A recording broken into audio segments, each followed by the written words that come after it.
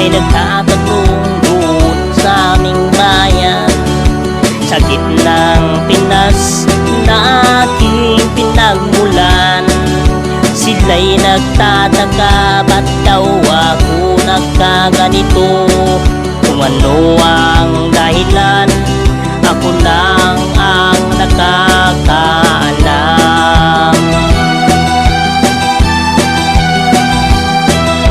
Magulang ko'y ginawa na ang lahat ng paraan upang mabago ang aking kinagisnan.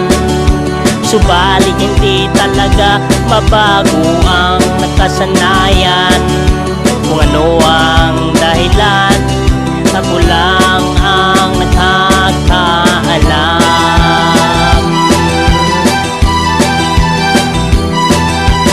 Sasayaw ang buhay na aking kinagisnan.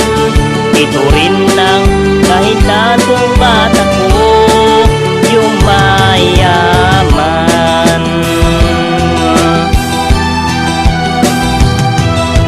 Kaya ngayon na ako'y narito upang ipaalam na ang dating siga ngayon ay sumasayaw.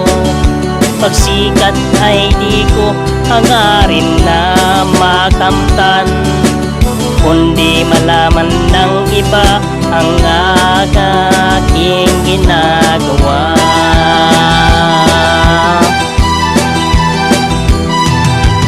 Sasayaw ang buhay na aking kinagisnan. Ito rin ang dahilan kung ba't ako yumayaman.